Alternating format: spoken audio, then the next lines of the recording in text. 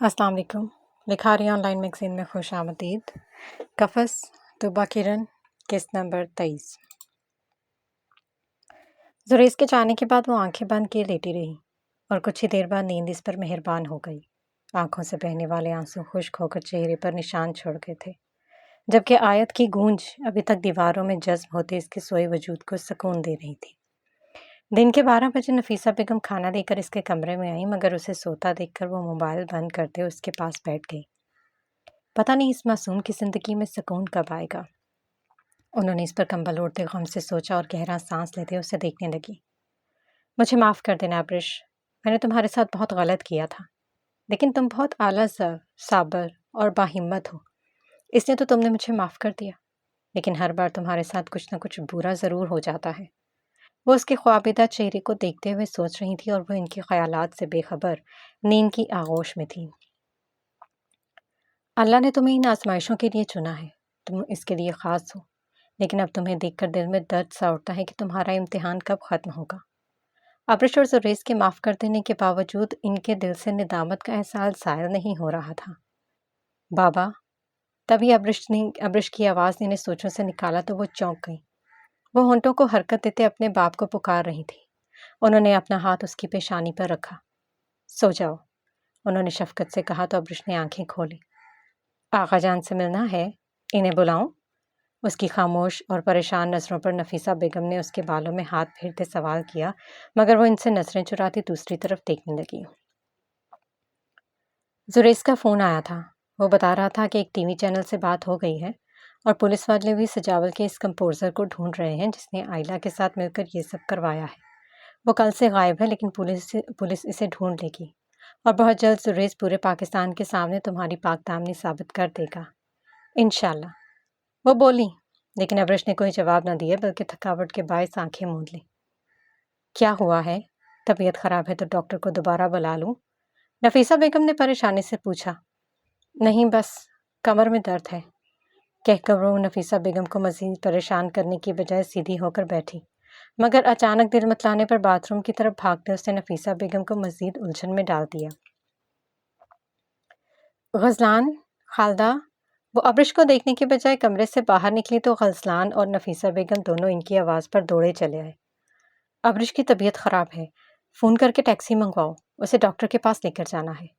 وہ غزلان سے کہہ کر واپس کمرے میں آئی تو خالدہ بیگم نے بھی پریشانی سے ابرش کو دیکھا جو اب بیڈ پر نڈھال بیٹھی تھی۔ ٹھیک ہوں میں، آپ لوگ پریشان نہ ہو پلیز۔ ان دونوں کو سر پر کھڑا دیکھ کر اس نے کمزور سی آواز میں انہیں تسلی دی تو نفیسہ بیگم نے اس کے پاس بیٹھتے اسے سینے سے لگا دیا۔ مجھے تو لگتا ہے کہ اللہ تعالیٰ نے میری دعا قبول کر لی ہے۔ وہ ابرش کی حالت سے نتیجہ اخذ کرتے شدید غم کے ماحول میں بھی پرجوش ہو گئی، جبکہ خالدہ بیگم بھی اسے جانچتی نگاہوں سے دیکھنے میں مصروف تھیں۔ کون سی دعا؟ ابرش نے نہ سمجھی سے پوچھا۔ ابھی لیڈی ڈاکٹر کو چیک کرواتے ہیں، خود ہی پتہ چل جائے گا، خالدہ بیگم نے جواب دیتے جہاں ابرش کو حیران کیا تھا وہیں اندر آتے غزلان کے قدم بھی جام ہو گئے تھے۔ ٹھیک ہے سر، ہم 7:30 بجے تک پہنچ جائیں گے۔ جی، پولیس اپنا کام کر رہی ہے۔ جی بہت شکریہ۔ آدم کال بند کرتے واپس میز پر آیا جہاں زریز خلا کو گھورتے کسی گہری سوچ میں گم تھا۔ نیوز چینل سے فون تھا، وہ کہہ رہے ہیں کہ رات کو 6:30 بجے ہم ان کے سیٹ پر موجود ہوں، سب کچھ ان کے چینل پر نشر کیا جائے گا، لیکن انہوں نے کافی زیادہ پیسے مانگ لیے ہیں۔ وہ جوس کا گلاس منہ سے لگاتے اسے اطلاع دے رہا تھا۔ زریز نے ماتھے پر بد لیے اسے دیکھا۔ کتنے؟ 2 لاکھ۔ آدم نے رک کر اس کے تاثرات دیکھے جس میں نفرت اور طنز نمایاں تھا۔ ٹھیک ہے، میں بینک سے ادھار لے لوں گا، ویسے بھی آج کل تو انصاف بھی پیسے کے ترازو میں تولا جاتا ہے، جس ملک کا قانون بکا ہوا ہو اس کے میڈیا سے کیا شکایت کرنا۔ وہ طنزیہ کہتے ارد گرد بیٹھے لوگوں کو دیکھنے لگا جو اس درمیانے درجے کے ہوٹل میں بیٹھے کھانا کھا رہے تھے۔ قانون کو کچھ مت کہنا، یہ بات بھولو کہ تمہارے سامنے ایک پولیس افسر بیٹھا ہے اور 5 انگلیاں برابر نہیں ہوتی، جہاں برے لوگ ہیں وہاں اچھے بھی ہیں، چند لوگوں کی وجہ سے سارے قانون کو غلط کہہ دینا کہاں کی عقل مندی ہے۔ وہ اپنے پیشے کے لیے ہمیشہ سے ہی حساس تھا۔ زریز نے اس کی بات پر تنک کر اسے دیکھا۔ بس کر دو یار، یہاں میں تم سے بات کر رہا ہوں اور تم نے اپنی تقریر شروع کر دی ہے۔ پیسوں کا بندوبست 1 ہفتے تک ہو جائے گا، میں کچھ نہ کچھ کر ہی لوں گا۔ اگر بینک سے نہ ملا تو امریکہ میں ایک میرا کلاس فیلو تھا، اس سے پتہ کروں گا۔ वो सोचते हुए बोला तो आदम ने उसे घूरी से नवाजा। कोई ज़रूरत नहीं किसी के सामने हाथ फैलाने की। मैं बंदोबस्त कर लूँगा, तुम बस ये सोचो कि कैमरे के सामने तुम्हें क्या कहना है। सब कुछ सोच लिया। तुम जल्दी से खाना खाओ, फिर हम अस्पताल जाकर इस महान डॉक्टर से भी मिलना है जिसने सजावल की रिपोर्ट बनाई थी। वो आदम को खाते देखकर बोला और फिर कुर्सी से टेक लगाकर सीने पर हाथ बांध लिए। तुम भी खा लो, सुबह से भूखे हो। आदम ने उसकी प्लेट में खाना निकाला तो वो बेजारी से उसे देखकर रह गया। ना तंग करो आदम, मेरा इस वक्त तुम्हें सुनने का दिल नहीं है। वो हर चीज से उकताया हुआ था। चाय मंगा दूं? आदम का दिल भी खाने से उचाट हो गया। नहीं बस, उठो। उसे हाथ रोकते देखकर जुरैज कुर्सी से उठकर बाहर की तरफ बढ़ा, मगर सामने की मेज पर बैठे आदमियों की बातें सुनकर इनके पैरों तले से जमीन निकली। अल्लाह माफ करे, क्या जमाना आ गया है भाई साहब। मैं तो कहता हूँ कि अपनी बच्चियों से मोबाइल वापस ले लो। इस मोबाइल की वजह से मासूम लड़कियां अब्रिश और सजावल जैसे लोगों के हाथ चढ़ती हैं। काली मूंछों वाला आदमी अपने सामने बैठे शख्स से कह रहा था। जुरैज ने गर्दन मोड़ते अपनी मुट्ठियां भींच ली थी। हाँ सही कह रहे हो सखावत। चलो, मर्दों का तो समझ आता है, लेकिन आजकल की औरतें तो मर्दों से भी 2 हाथ आगे हैं। सजावल ने तो हवस के लिए ये सब किया, लेकिन अब्रिश को खुद एक औरत है, वो कैसे दूसरी औरत की इज्जत का सौदा कर सकती है। ये तो कयामत की निशानियां हैं। बस अल्लाह हमारी बच्चियों के अब्रिश जैसे बदकार औरतों से बचाए। दूसरे आदमी ने इसकी हाँ में हाँ मिलाई तो जुरैज का जब्त जवाब दे गया। आगे बढ़ते उसने उस शख्स का गिरेबान पकड़ते उसे कुर्सी से उठाया। क्या बकवास कर रहा है? मेरी बीवी के बारे में क्या भौंक रहा है तू? मुकाबिल की उम्र इर्द गिर्द के लोगों की परवाह किए बगैर वो धाड़ा तो सब खड़े होकर तमाशा देखने लगे। तो ये बदकिरदार लड़की तुम्हारी बीवी है? कैसे मर्द हो, ऐसी औरत की वकालत कर रहे हो? जरा भी गैरत नहीं है तुम्हें?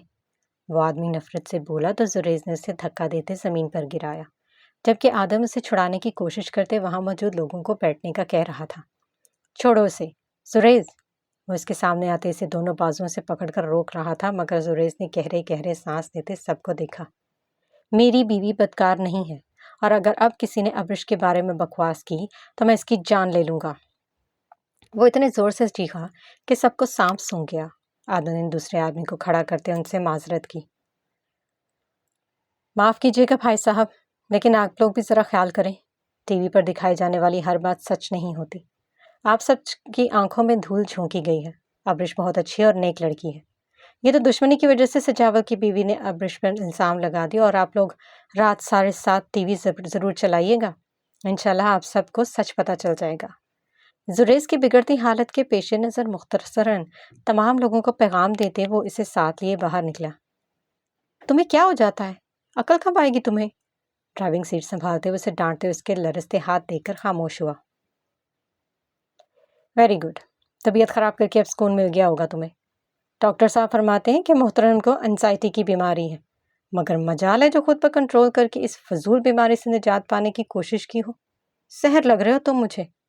गुस्से से इसका हाथ पकड़कर दबाते वो डैशबोर्ड पर रखी गोलियों की डब्बी से एक गोली निकाल रहा था। मुंह बंद करो, मैंने जानबूझकर ये बीमारियां खुद को नहीं लगाई, और अगर इतना ही मसला है तो मुझे अकेला छोड़ दो। वैसे भी मुझे तुम जैसे एहसान जतलाने वाले दोस्त की ज़रूरत नहीं है। सुरेश इसकी बात मनफी अंदाज में समझते उससे हाथ छुड़ा चुका था।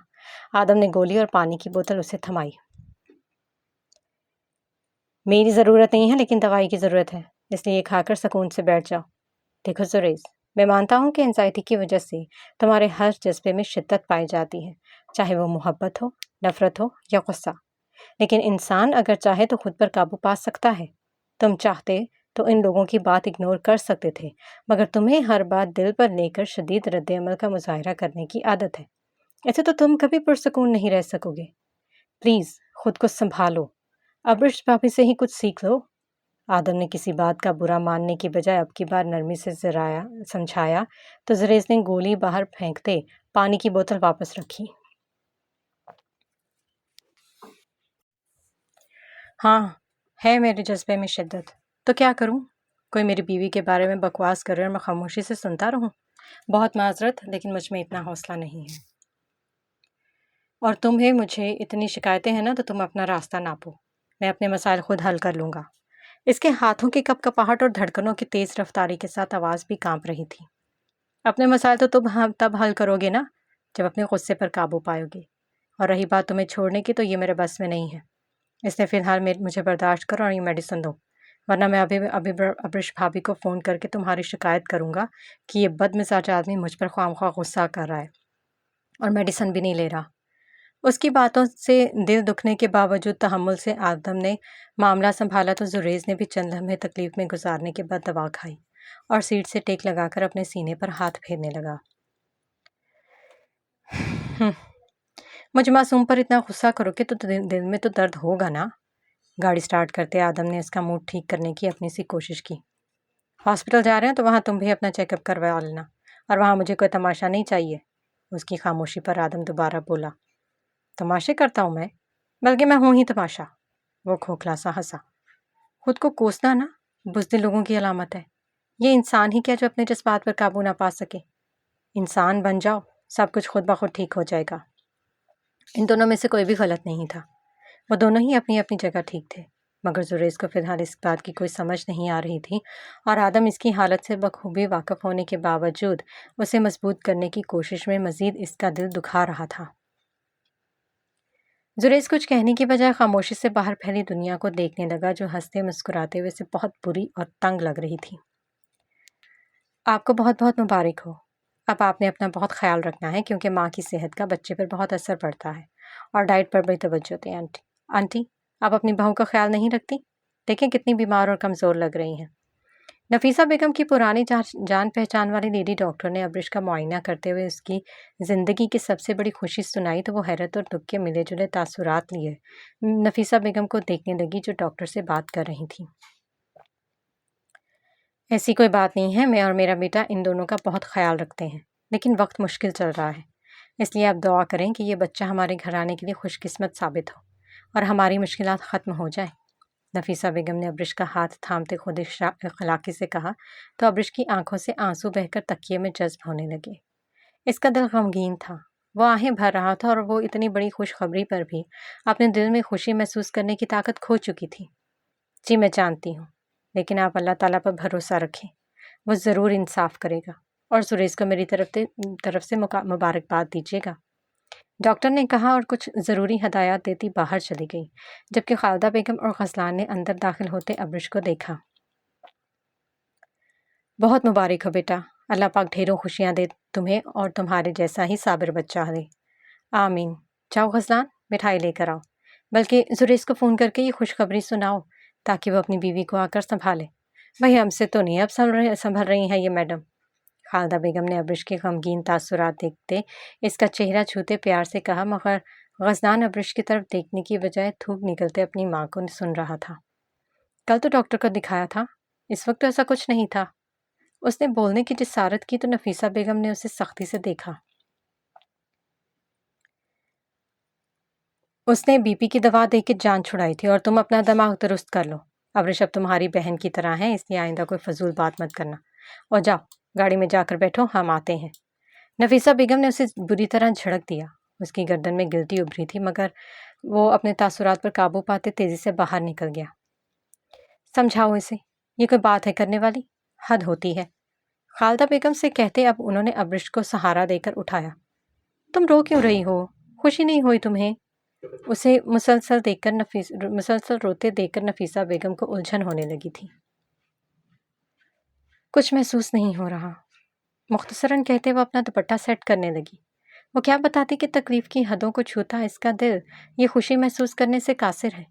اس کا وجود تو ہر جذبے سے عاری ہو چکا تھا، بچا تو صرف غم، پوری دنیا میں رسوا ہو جانے کا غم، جس کے سامنے ہر خوشی بے معنی اور غیر اہم تھی۔ نفیسہ بیگم کا سہارا لیے وہ گاڑی تک پہنچ تو گئی، مگر اس کا دل چاہ رہا تھا کہ وہ زمین کی سب سے نچلی تہہ میں دفن ہو جائے، مگر یہ اتنا آسان کہاں تھا۔ تم میرا فون کیوں نہیں اٹھا رہے تھے؟ تمہیں اندازہ بھی ہے میں کل سے کتنی پریشان ہوں؟ آخر تعبیر کی 50ویں کال پر آدم نے اس کی کال ریسیو کرتے فون سپیکر پر لگایا تو اس کی شکایت کی۔ میں کل سے زریز کے ساتھ ہوں، ابھی بھی وہ میرے ساتھ ہی ہے، اور پریشان مت ہو، بھابھی ٹھیک ہے۔ اس کی بے چینی سمجھتے آدم نے اطلاع دی، مجھے ان کے پاس لے جاؤ، اس وقت یعنی میری ضرورت ہوگی نا۔ اور زریز بھائی کیسے ہیں؟ ان کی طبیعت ٹھیک ہے؟ اس کی فکر مند سی آواز گاڑی میں گونجی تو آدم کی بجائے زریز نے جواب دیا، ہاں بچے میں ٹھیک ہوں، اور ابرش بھی ٹھیک ہے، آپ فکر نہ کریں۔ وہ بولا تو آدم نے اسے بغور دیکھا۔ ہاں جی، یہ محترم بالکل ٹھیک ہے، کیونکہ غبار اتارنے کے لیے ان کے پاس آدم نامی پتلا ایک موجود ہے نا۔ وہ کڑ کر بولا تھا۔ کیا مطلب؟ تعبیر اس کی بات نہ سمجھی تھی۔ کچھ نہیں، فون رکھو، میں بعد میں بات کروں گا۔ ہسپتال کے سامنے گاڑی روکتے آدم نے فون بند کیا اور زریز کو دیکھتے باہر نکلا، جبکہ زریز اپنے فون پر آنے والی غزلان کی کال بیزاری سے کاٹتے اس کے پیچھے آیا تھا۔ کچھ دیر بعد وہ ڈاکٹر کے سامنے بیٹھے تھے، جو انہیں سجاول کی رپورٹ سے لے کر آئلہ کی دھمکی تک ہر بات کھول کر بتانے لگا۔ اس کی باتوں سے آئلہ کی چالاکی کا اندازہ لگاتے زریز کے تن بدن میں آگ لگ رہی تھی، مگر وہ ضبط کیے سجاول کی رپورٹس دیکھنے لگا، جس پر درج شدہ بیماری اسے عجیب سی خوشی دے رہی تھی۔ وہ کبھی بھی خود غرض نہیں تھا، مگر آج سجاول کی بیماری کے بارے میں جان کر اسے واقعی سکون ملا تھا۔ ایک دھمکی وہ تھی جو آئلہ نے آپ کو دی، اور ایک دھمکی یہ ہے جو میں آپ کو دینے والا ہوں، وہ معنی خیز لہجے میں کہتے میز پر ہاتھ رکھتے ہوئے آگے ہوا تو ڈاکٹر کے ساتھ ساتھ آدم نے بھی سوالیہ نظروں سے اسے دیکھا۔ کیسی دھمکی؟ ڈاکٹر نے ماتھے پر بل سجائے۔ یہ وہ ڈاکٹر صاحب کہ اگر آپ نے آج ہمارے ساتھ نیوز چینل پر آئلہ کے خلاف گواہی نہ دی تو آپ کا کریئر میں برباد کر دوں گا۔ آپ کو کچھ زیادہ نہیں بولنا، بس یہ کہنا ہے کہ آئلہ نے سجاول کی رپورٹس دیکھتے ساتھ آپ کو دھمکی دی اور زریز جاسم سے کسی پرانی دشمنی کے تحت ابرش پر الزام لگا کر اسے بدنام کرنے کی کوشش کی۔ سمجھ آ گئی؟ وہ آنکھوں میں تیش دیے ڈاکٹر کا دھمکی دے رہا تھا، جبکہ ڈاکٹر نے فوراً سر اسبات میں ہلایا۔ آپ اگر دھمکی نہ بھی دیتے تب بھی آپ کے ساتھ ٹی وی پر یہ بات ضرور بتاتا کہ آئلہ نے ابرش کے خلاف چال چلی ہے۔ میرے تو وہم گمان میں بھی نہیں تھا کہ وہ سجاول کے ساتھ ابرش کا نام استعمال کرے گی، ورنہ میں اسے سجاول کی بیماری کا کبھی نہ بتاتا۔ آپ یقین کریں، میں اپنی کوتاہی پر بہت شرمندہ ہوں اور آپ کا ساتھ دینے کے لیے تیار ہوں۔ ڈاکٹر نے شرمندگی کے احساس سے اپنی غلطی سدھارنے کی ٹھانی تو زریز کھڑا ہوا۔ وقت پر پہنچ جائیے گا۔ اللہ حافظ۔ وہ سرد مہری سے کہتے باہر نکل گیا، جبکہ فون پر مسلسل غزلان اور نفیسہ بیگم کی کالز نے اسے شدید کوفت میں مبتلا کر دیا تھا۔ وہ بستر پر چت لیٹی تھی۔ سردی کی شدت کے باوجود اس نے کمبل لینے کی زحمت نہیں کی تھی، بلکہ بے تاثر چہرہ لیے کبھی آنکھیں کھولتی اور کبھی پلکیں گرا کر اس دنیا سے اپنا رابطہ ترک کرنے کی کوشش کرتی۔ گھڑی کی ٹک ٹک وقت کو تیزی سے آگے بڑھا رہی تھی، مگر زریز ابھی تک گھر نہیں آیا تھا۔ اندر آ جاؤ، کسی کی آواز نے اسے بری طرح چونکا دیا۔ وہ حیرت سے آغا جان کو دیکھتے اٹھ کر بیٹھی اور سر پر دوپٹہ لپیٹ کر منتظر نگاہوں سے انہیں دیکھنے لگی۔ آ جائیں۔ آواز حلق میں ہی اٹک گئی تھی۔ آغا جان آہستگی سے چلتے اس سے کچھ فاصلے پر بیٹھ گئے۔ کمرے میں غیر معمولی اور عجیب سی خاموشی چھا گئی تھی۔ آغا جان اسے دیکھنے سے کترا رہے تھے، جبکہ وہ بار بار بہنے والے خاموش آنسوؤں کو رگڑ کر صاف کرتے سسکیاں روکے بیٹھی تھی۔ مجھے تم پر اعتبار ہے۔ ایک طویل خاموشی کے بعد آغا جان نے بات کا آغاز کیا تو ابرش نے حیرت سے انہیں دیکھا۔ اس کی بینائی پر آنسوؤں کا پردہ تھا، مگر وہ وثوق سے کہہ سکتی تھی کہ اس کے سامنے بیٹھا شخص اس کا باپ ہی ہے۔ میں نے جب ٹی وی پر یہ خبر سنی تو مجھے یقین ہو گیا کہ تم پر الزام لگایا جا رہا ہے، اس لیے میں یہاں چلا آیا۔ مجھے تمہاری فکر ہے بیٹی۔ اس کے سر پر ہاتھ رکھے آغا جان نے اسے حیرانی کے سمندر میں غوطہ زن کر دیا۔ ان کی زبان سے پہلی بار اپنے لیے بیٹی کا لفظ سن کر ابرش اپنی سسکیوں پر قابو نہ پا سکی اور اس کے رونے کی آواز آغا جان کے کانوں میں گونجنے لگی۔ تم تو کبھی نہیں روتی تھی، پھر آج ہارے ہوئے انسان کی طرح کیوں آنسو بہا رہی ہو؟ آغا جان نے اس کے سر سے ہاتھ اٹھاتے پوچھا تو وہ ان کا چہرہ دیکھتے روتے میں ہی مسکرائی۔ مجھے آپ کا بیٹی کہنا اس کٹھن وقت میں میرے لیے بیساکھی کی طرح ہے۔ اگر آپ ساتھ ہوئے تو میں سب مشکلات سے لڑ جاؤں گی بابا۔ آپ کی بیٹی ابھی ہاری نہیں ہے۔ اس نے فاصلہ مٹاتے اپنے باپ کے سینے پر سر رکھا تو آغا جان نے گہرا سانس لیا۔ مجھے پتا تھا کہ آپ مجھ سے بہت پیار کرتے ہیں، لیکن ظاہر نہیں کرتے۔ میرا دل کہتا تھا کہ آپ کو میری فکر ہے، اور دیکھیں آج آپ نے مجھے بیٹی کہہ کر پکارا۔ وہ ان سے لپٹے زاروں قطار رو رہی تھی۔ ہاں، مجھے ہمیشہ سے ہی فکر تھی تمہاری، لیکن تمہاری بدزبانی کی وجہ سے میں تم پر سختی کرتا تھا۔ اپنے تمام مظالم کا الزام اس کی بدزبانی پر لگاتے وہ بری ذمہ ہو گئے۔ تم اگر جائیداد میں حصے والی ضد چھوڑ دو تو میں ہمیشہ تمہیں محبت اور شفقت دوں، لیکن تم میری بات سنتی کہاں ہو؟ اس کی خوشگمانی پر پل بھر میں پانی پھیرتے آغا جان نے اپنا رنگ دکھایا تو وہ ناسمجھی میں ان سے الگ ہوئی۔ کیا مطلب؟ اس کا دل کانپا۔ مطلب یہ بیٹا کہ اگر تم اپنا حصہ مجھے سونپ دو تو میں بذات خود تمہاری سچائی دنیا کے سامنے ثابت کروں گا۔ مجھے تمہاری بہت فکر ہے، لیکن تمہیں بھی میرا ساتھ دینا ہوگا۔ اگر تم یہ لکھ کر دے دو کہ میری جائیداد سے تمہارا کوئی تعلق نہیں ہے تو میں تمہاری مدد ضرور کروں گا۔ ان کے الفاظ سور کی طرح کانوں میں پڑتے اس کے پورے وجود کو ہلا گئے۔ اپنی خوش فہمیوں کے محل کو بنیادوں پر گرتا پا کر وہ کچھ لمحے اپنے باپ کو دیکھتی رہی، پھر کھڑی ہو گئی۔ میں سمجھی کہ میرا باپ مجھے سہارا دینے آیا ہے۔ میں سمجھی کہ آپ میرے کانپتے وجود کو تھامنے آئے ہیں، وہ کہہ کر زور سے ہنسی، بھی پلٹ کر انہیں دیکھتے پھوٹ پھوٹ کر رونے لگی۔ مجھے نہیں پتا تھا کہ آپ مجھ سے سودا کرنے آئے ہیں۔ اس کے آنسوں نے گلے میں پھنستے ہوئے بولنا شروع کیا تو وہ سائڈ ٹیبل کی دراز کھولتے کچھ تلاشنے لگی۔ میں سودا کرنے نہیں آیا، میں تو صرف تمہارے بھلے کے لیے آیا ہوں۔ دنیا تو ایسے ہی چلتی ہے، ایک ہاتھ سے دو اور دوسرے ہاتھ سے لو۔ آغا جان اس کے شدید رد عمل پر کھڑے ہوتے سختی سے بولے تو وہ دراز سے پین نکالتی ان کی جانب بڑھی۔ دنیا ایسے چلتی ہے، ماں باپ نہیں، لیکن خیر کہاں ہے وہ کاغذ جہاں مجھے لکھ کر دینا ہے کہ میرا آپ کی جائیداد سے کوئی تعلق نہیں؟ وہ اپنے آنسو نوچتے بولی تو آغا جان نے حیرت سے اسے دیکھا۔ میرا وہ مطلب نہیں تھا، میں تو بس تمہارے بھلے، وہ بول رہے تھے لیکن ابرش نے ان کی بات کاٹ دی۔ ہو گیا میرا بھلا، دیکھیں ہو گیا۔ بازو کھولتے شدت غم سے اس کے قدم ٹگمگانے لگے تھے۔ اب میں کبھی بھی اپنے حصے کا مطالبہ آپ سے نہیں کروں گی اور آپ کو میری بے گناہی ثابت کرنے کی ضرورت نہیں ہے۔ میرا شوہر بغیر کسی سودے کے میری عزت کی راج رکھ لے گا۔ آپ سے صرف اتنی درخواست ہے کہ آئندہ مجھے بیٹی مت پکاریے گا۔ اپنے کانپتے ہاتھ ان کے سامنے جوڑتے وہ تھک کر بیڈ پر بیٹھ گئی تو نفیسہ اور خالدہ بیگم کمرے میں داخل ہوئی۔ کیا ہوا ہے بیٹا، تم رو کیوں رہی ہو؟ بھائی صاحب آپ تو کہہ رہے تھے کہ معافی مانگنے آئے ہیں، پھر ایسا کیا کر دیا کہ یہ اتنی بری طرح کانپ رہی ہے؟ ابرش کو تھامتے انہوں نے غصے سے آغا جان کو دیکھا جو ابرش کے رد عمل پر دانت پیس رہے تھے۔ میں تو معافی ہی مانگنے آیا تھا، لیکن تمہاری بہو بہت بڑے ڈرامے باز ہے۔ رو پیٹ کر سب کی توجہ حاصل کرنا اسے اچھی طرح اچھا آتا ہے۔ میں ہی بے وقوف تھا جو اس کی ہمدردی میں یہاں تک چلایا۔ اچھا ہے کہ عائلہ نے اسے بدنام کیا، اس نافرمان کے ساتھ یہی ہونا چاہیے تھا۔ وہ اس کے دل میں سیسا پگھلا رہے تھے۔ ابرش نے اپنا سر پکڑ کر جھکاتے اپنی سسکیاں دبانے کی کوشش کی۔ ہاں اچھا ہوا کہ اس نے مجھے بدنام کیا، بہت اچھا ہوا۔ وہ اٹھے جانے کی قریب تھی۔ کل میں کاغذ بھجواؤں گا، اس پر شرافت سے دستخط کر دینا، اور اب رونا بند کر دو کیونکہ تمہارے ان جھوٹے آنسوؤں کا مجھ پر کوئی اثر نہیں ہو رہا۔ وہ کہہ کر بڑے بڑے قدم اٹھاتے باہر نکل گئے جبکہ ابرش نے دروازے کی طرف دیکھتے ایک گہرا سانس لیا۔ پتہ نہیں ان کو عقل کب آئے گی، بیٹی تکلیف میں ہے لیکن یہ اب بھی تانے دے رہے ہیں۔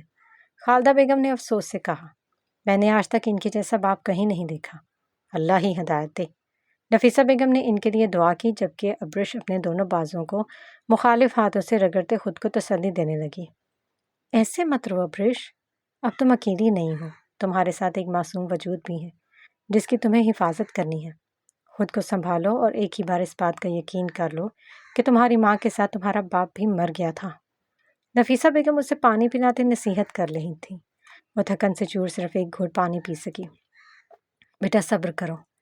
نفیسہ بیگم کے کہنے کی دیر تھی کہ ابرش تیز تیز سانس لیتے کھڑی ہوئی۔ میں ہی صبر کروں؟ کیا میں صرف صبر کرنے کے لیے پیدا ہوئی ہوں؟ آپ سب کے لیے بہت آسان ہے نا صبر کی باتیں کرنا۔ کوئی میرا دل چیر کر دیکھے کہ مجھ پر کیا بیت رہی ہے۔ مجھے لگ رہا ہے کہ میں مر جاؤں گی۔ اگر مرنا بھی ہم جیسیوں کے لیے کہاں صبر آتا ہے، کہاں آسان ہوتا ہے۔ سریش کو بلا دیں، انہیں بولیں کہ وہ بے شک میرے لیے خوار نہ ہو۔ ویسے بھی اب تو بدنامی ہو گئی نا، جو ہونا تھا وہ تو ہو گیا نا، اب کیا فائدہ ہے سچ ثابت کرنے کا۔ انہیں بلا لیں، انہیں بولیں کہ مجھے ان کی ضرورت ہے، میں بہت تکلیف میں ہوں پھپھو۔ وہ اپنے دل کا غبار نکالتے گھر کے دیوار ہلا گئی تھی۔ نفیسہ اور خالدہ بیگم دکھ اور افسوس سے اسے دیکھ رہی تھی جو ساری زندگی مشکلات سہنے کے بعد اب ہار بیٹھی تھی۔ میں نے اسے بہت بار فون کیا لیکن وہ اٹھا ہی نہیں رہا۔ تم ادھر بیٹھو، میں آدم کو فون کرواتی ہوں۔ بس میری بچی۔ اسے پکڑ کر زبردستی بیڈ پر بٹھاتے انہوں نے خالدہ بیگم کو فون کرنے کا کہا تو وہ آدم کا نمبر ملانے لگی جو دوسری ہی بیل پر اٹھا لیا گیا۔ جی ممانی جان۔ آدم نے زریز کو فون پکڑایا تو وہ سلام کیے بغیر تیزی سے گویا ہوا۔ بیٹا ابرش کی طبیعت خراب ہے، تم جلدی سے گھر آ جاؤ، خالدہ بیگم نے کہا تو زریز نے رسٹ واچ پر وقت دیکھا۔ کیا ہوا ہے انہیں؟ اور کچھ وقت آپ اور امی ان کو سنبھال لیں کیونکہ مجھے کچھ دیر بعد چینل پہنچنا ہے۔ وہ فکر مند اور بے چینی سے اپنا مسئلہ بیان کر رہا تھا۔ اچھا ٹھیک ہے، لیکن کوشش کرو کہ جلدی گھر آ جاؤ۔ انہوں نے کہہ کر فون بند کیا تو ابرش نے اپنے آنسو رگڑے۔ وہ کہہ رہا تھا کہ کچھ دیر تک آ جائے گا، تم لیٹ جاؤ، میں نے تمہارے لیے یخنی بنائی ہے، وہ پیو گی تو طاقت آئے گی۔ نفیسہ باجی آپ اس کے پاس رہیں، میں ابھی کھانا لے کر آتی ہوں۔ وہ اسے سمجھا کر کچن کی طرف چلی گئیں جبکہ ابرش نے آغا جان کے قدموں کے نقوش دیکھے جہاں مٹی کے نشان باقی تھے۔ پھر چہرہ ذرا سا اوپر اٹھاتے آنکھوں سے بہنے والے مایا کو باہر نکلنے سے روکنے لگی۔ بس کرو بیٹا، تمہارا باپ اس قابل نہیں ہے کہ تم اس کے لیے آنسو بہو۔ تم کیوں ایک بے قدرے انسان کی وجہ سے خود کو تکلیف دے رہی ہو؟ ان کی باتوں کو اگنور کرو اور یہ سوچو کہ تمہیں اللہ نے کتنی بڑی خوشی دی ہے۔ تمہیں ماں باپ کا پیار نہیں ملا، لیکن اللہ تعالیٰ نے تمہیں زریز جیسا شوہر دے کر تمہارے صبر کو قبولیت بخشی ہے، اور اب تو ماشاءاللہ تمہاری اولاد تمہاری آنکھوں کی ٹھنڈک بنے گی۔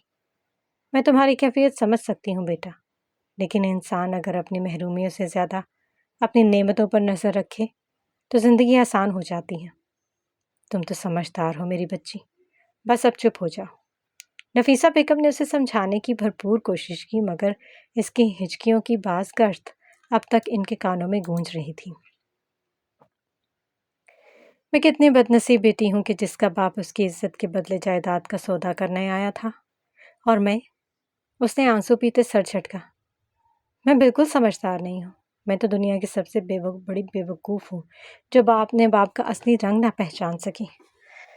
مجھے اکیلا چھوڑ دے پھپھو، میں ٹھیک ہوں، بس کچھ دیر رو پیٹ کر اپنا دل ہلکا کروں گی، پھر سب نارمل ہو جائے گا۔ اس کا لہجہ لرزاہٹ لیے ہوئے تھا۔ نفیسہ بیگم نے اس کی کمر پر ہاتھ پھیرا۔ میری دلیر بچی، وہ بولی تو ابرش تنزیہ مسکرائی۔ غزلان سے مٹھائی منگوائی تھی، تم کھاؤ گی؟ اس کا دل ہلکا کرنے کے لیے انہوں نے اس کا دھیان خوشی کی طرف دلایا۔ میرا دل نہیں ہے، بعد میں کھا لوں گی، آپ پریشان نہ ہو، اور کچھ دیر سونا چاہتی ہوں، وہ نظریں چراتی بولی تھی۔ تم پروگرام نہیں دیکھو گی؟ نہیں، اب مجھے کسی کی باتوں سے کوئی فرق نہیں پڑتا۔ جب سگا باپ ہی بدکار ہونے کا تانا دے کر چلا گیا تو باقی دنیا سودی چڑھا کر پتھر مارے تب بھی مجھے تکلیف نہیں ہوگی، وہ درد سے کہتے لیٹی اور اپنی آنکھوں پر بازو رکھ لیا۔ زریز کو آغا جان کے آنے کی اطلاع مت کیجیے گا، میں نہیں چاہتی کہ میں اپنے شوہر کی نظروں میں گر جاؤں۔ نفیسہ بیگم کے اٹھنے پر اس نے درخواست کی۔ ایسا کچھ نہیں ہوگا، تم آرام کرو۔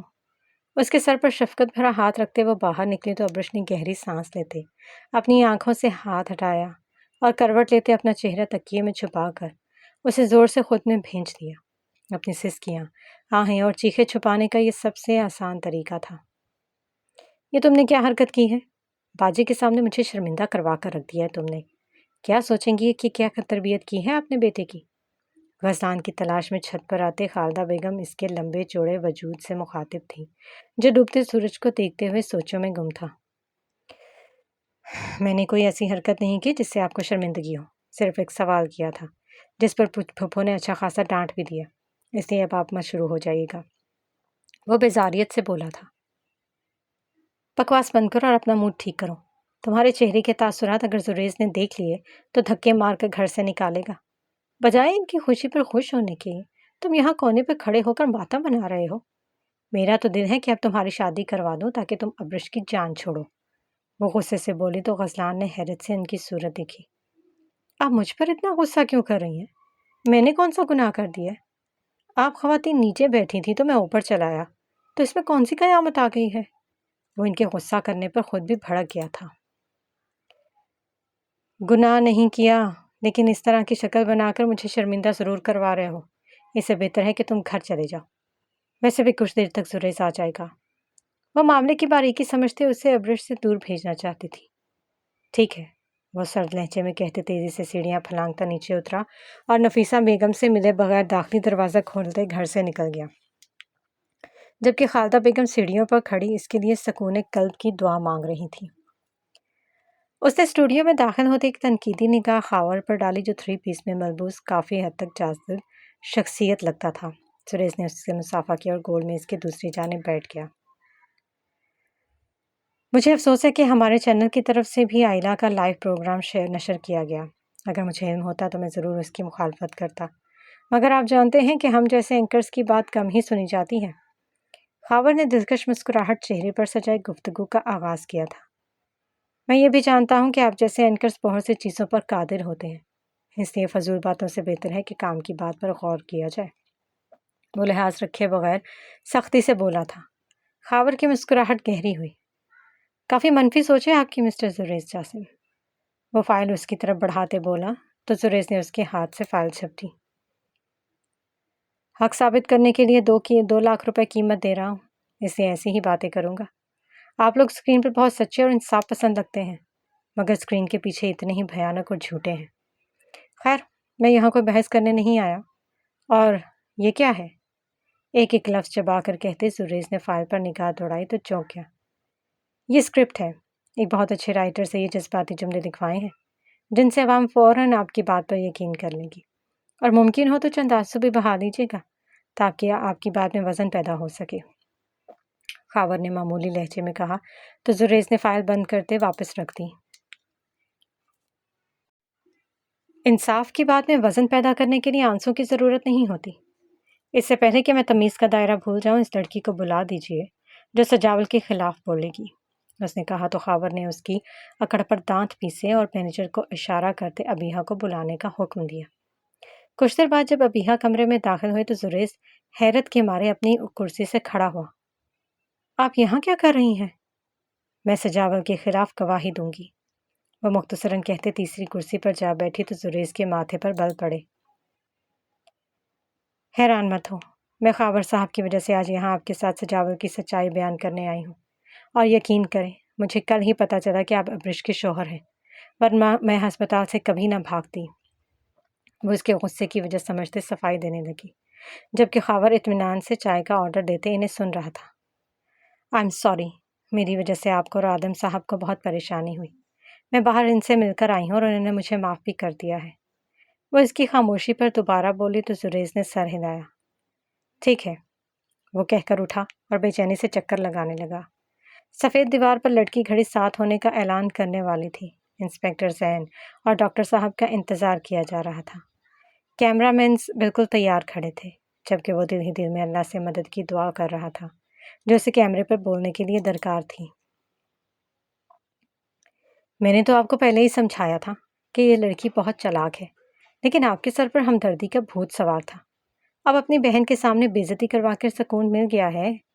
آغا جان کی زبانی تمام احوال سنتے ذکیہ نے جلدی پر تیل چھڑکا۔ مجھ سے بہت بڑی غلطی ہو گئی جو اس سے نرمی سے بات کر بیٹھا۔ مجھے تو چاہیے تھا کہ اس کے منہ پر 2 تھپڑ لگا کر کاغذ پر دستخط کرواتا۔ میری ہی مت ماری گئی تھی جو اس کے بارے میں اچھا سوچنے لگا تھا۔ اس نے تو رو دھو کر نفیسہ اور خالدہ کو شیشے میں اتار لیا، اور وہ زریز اس کا شوہر۔ انہوں نے غصے سے سر جھٹکا۔ اس کے باپ کے انتقال کے بعد اس کا خرچ میں نے اٹھایا، اسے پڑھنے کے لیے امریکہ میں نے بھیجا، لیکن ابرش کو میری کوئی کوشش ہی نظر نہیں آتی۔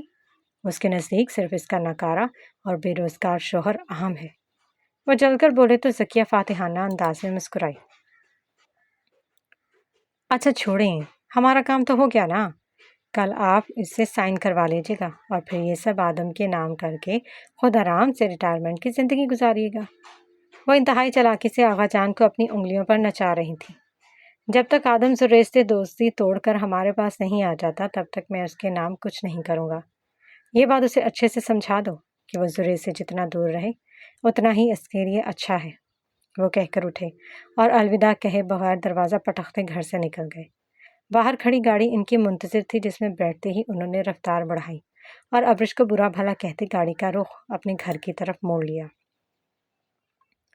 پاکستان کی تمام گھڑیوں نے 7 کے ہندسے پر پڑاؤ ڈالا تو زریز جاسم کے ٹی وی اسکرین پر سلام کی آواز نے سب کو اپنی طرف متوجہ کر لیا۔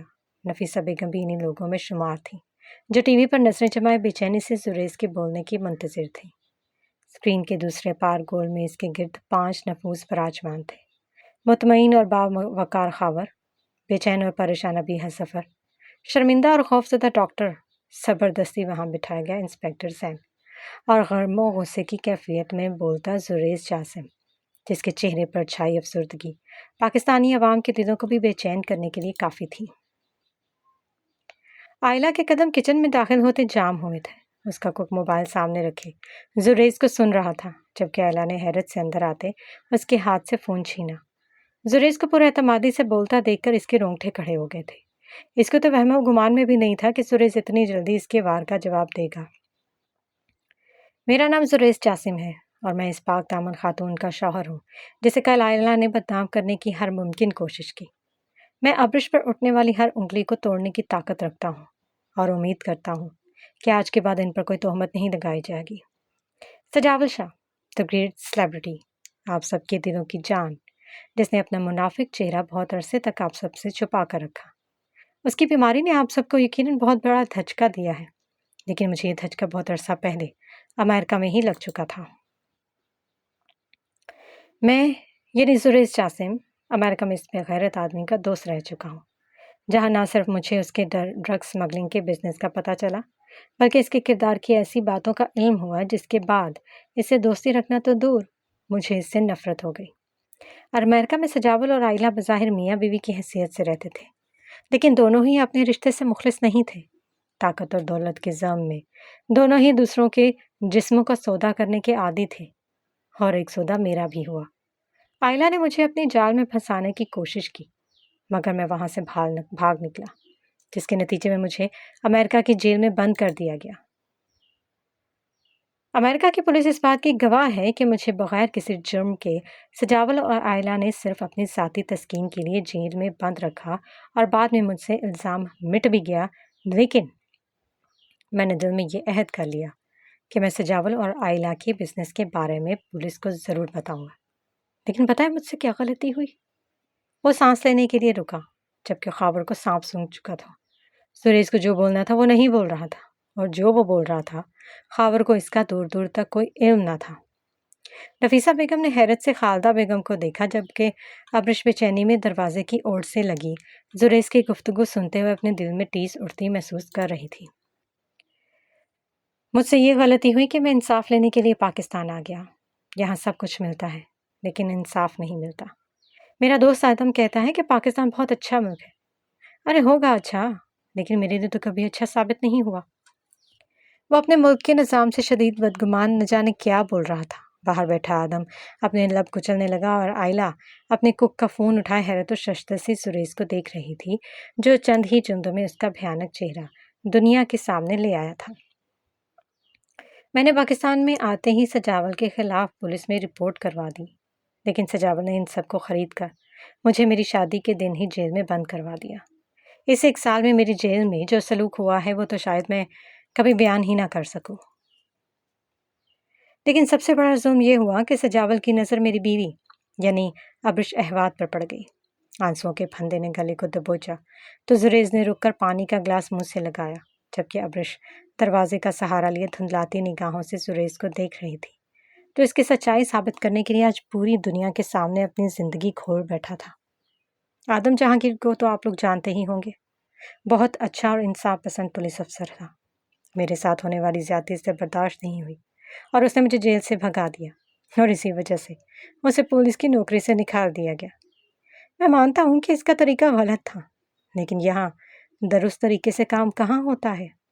اس نے مجھے آزاد کروانے کی بھرپور کوشش کی، لیکن جب بڑی سیٹ پر بیٹھے لوگ اپنے ملازمین کو سانس بھی نہیں لینے دیتے تو غداری کرنی پڑتی ہے۔ اس کے بعد میرے ساتھ ساتھ آدم کی بھی بدنامی ہوئی، لیکن وہ واحد شخص ہے جس نے آج تک میرا ساتھ نہیں چھوڑا۔ وہ بولا تو آدم کی آنکھوں میں نمی تیرنے لگی۔ یہ بے وقوف پتہ نہیں کیا بول رہا ہے، وہ خفگی سے بڑبڑایا۔ سجاول نے ابیہ کو قید کیا اور اس کے ساتھ زیادتی کی، تو آدم نے میرے ساتھ مل کر ان کو سجاول کے فارم ہاؤس سے نکالا۔ اس کے بعد سجاول نے میری بیوی کو اپنے تہہ خانے میں قید کر لیا، لیکن اللہ تعالیٰ کی مہربانی سے وہ میری بیوی کو کوئی نقصان نہیں پہنچا سکا۔ وہ جیسی پاک دامن تھی ویسی ہی پاک دامن اس تہہ خانے سے نکلی، اور آئلہ نے صرف اپنا بدلہ لینے کے لیے ابرش پر اتنا گھٹیا الزام لگایا ہے، ورنہ میری بیوی ان عام لڑکیوں جیسی نہیں ہے جو کسی سیلیبریٹی کی باتوں میں آ کر اپنی عزت گنوا دے۔ یہ انسپیکٹر زین ہے، انہوں نے ہر معاملے میں سجاول کی مدد کی، اور اب آپ کو یہ ایسی بات بتائیں گے جس سے آپ سب کو حقیقت جاننے میں آسانی ہوگی۔ وہ سب کچھ بول کر انسپیکٹر زین کی طرف متوجہ ہوا، جو گھبرایا ہوا تھا۔ ابرش نے چند قدم اٹھاتے کمرے میں قدم رکھا اور نفیسہ بیگم کے پاس بیٹھ گئی۔ زریز ٹھیک کہہ رہا ہے، میں نے سجاول سے پیسے لے کر زریز کو سال بھر جیل میں بند رکھا اور اس پر ظلم و ستم کیے۔ میں بے حد شرمندہ ہوں۔ اس کا سر اس قدر جھکا ہوا تھا کہ بمشکل لوگ اس کو دیکھ پاتے۔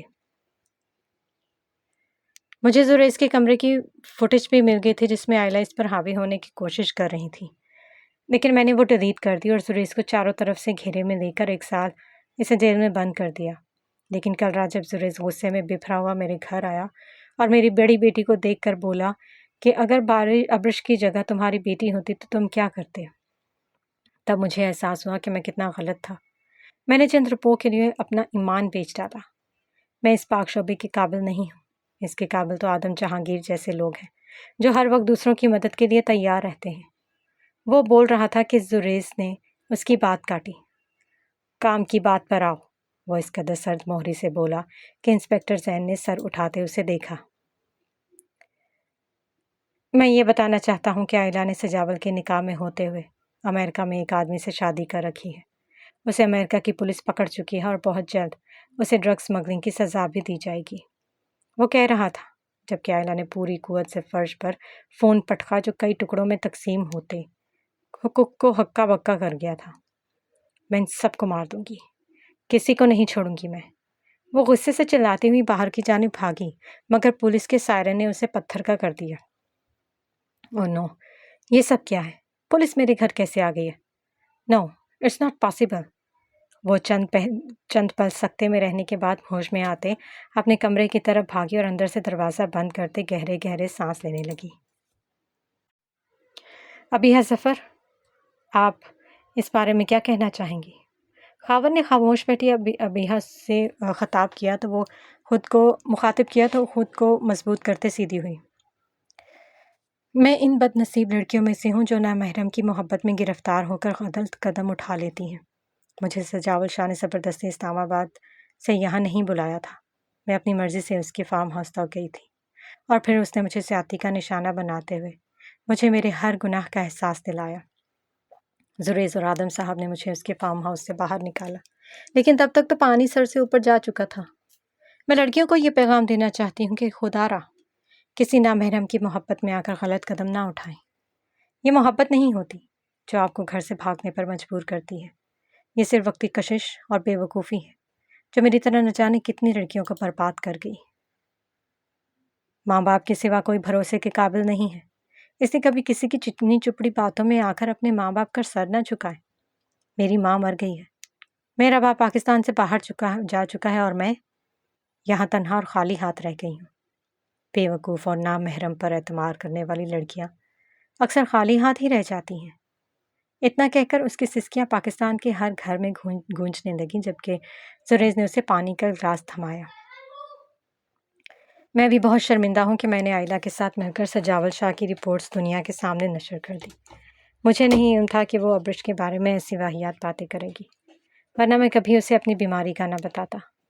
سجاول تو اپنے کیے کی سزا بھگت ہی رہا ہے، اور اب تک آئلہ کو بھی پولیس پکڑ چکی ہوگی، مگر ابرش اس سمت میں کہیں بھی قصوروار نہیں ہے۔ وہ تو زریز کے جیل میں جانے سے لے کر اب تک مسلسل اذیت میں ہے۔ میری آپ سب سے درخواست ہے کہ آپ سے جتنا ہو سکے اتنا اس کے لیے دعا کریں، اور اس کے بارے میں غلط باتیں کر کے اسے مزید تکلیف نہ دیں۔ ڈاکٹر صاحب نے مختصراً بات کرتے چہرہ جھکایا تو خاوند نے اسکرین پر آئلہ اور زریز کی گزشتہ رات کی ویڈیو چلا دی، جس میں آئلہ اپنے تمام گناہوں کا اعتراف کر رہی تھی، جبکہ نفیسہ بیگم نے اپنے آنسو صاف کرتے ابرش کو سینے سے لگا لیا، جو خاموش آنسو بہاتے اپنے شوہر کے اس قدم پر سرشار تھی۔ میری بیوی نیک اور پاک دامن ہے، اور میں امید رکھتا ہوں کہ اب میں کہیں سے گزروں گا تو مجھے اپنی بیوی کے بارے میں غلط باتیں سننے کو نہیں ملیں گی، لیکن اگر ایسا ہوا تو میں کسی کا لحاظ نہیں رکھوں گا۔ زریز حسب عادت دھمکی دینا نہیں بھولا تھا، جبکہ ابرش روتے میں ہی مسکرائی۔ دیکھو تو ذرا، اللہ نے کیسے تمہاری سچائی کھول کے رکھ دی ہے۔ یہ اللہ کا انصاف ہے میری بچی۔ نفیسہ بیگم نے اس کے سر پر پیار کیا۔ جاؤ شکرانے کی نفل پڑھو، اور اب زریز گھر آئے گا تو اسے خود خوشخبری سنا کر منہ میٹھا کروانا۔ ہم سب میں سے کوئی بھی نہیں بتائے گا اسے۔ خالدہ بیگم نے کہا تو وہ پریشانی سے نفیسہ بیگم کو دیکھنے لگی۔ ہاں تو تم ہی بتاؤ گی، اب رونا تو بند کرو، جاؤ شاباش۔ انہوں نے بھی خالدہ بیگم کی ہاں میں ہاں ملائی تو ابرش کو پہلی بار اپنے ساتھ کسی کے وجود کا احساس ہوا جو اس کے دل میں ڈھیروں سکون انڈیل گیا۔ دوسری طرف پولیس نے کمرے کا دروازہ کھولتے آئلہ کو گرفتار کر لیا تھا، جو مسلسل چیختے چلاتے اپنی کلائی سے ہتھکڑی اتارنے کی کوشش میں تھی، مگر پولیس نے اس کی تمام کوشش ناکام کرتے اسے گاڑی میں بٹھایا، جبکہ دروازے پر کھڑا ننھا احمد آنسو بہاتے باپ کے بعد اب اپنی ماں کو بھی کھو چکا تھا۔ آسمان پر چمکتا چاند جہاں زریز اور ابرش کو انصاف ملنے پر خوش تھا، وہیں احمد کے بے آسرا ہونے پر غمگین بھی تھا۔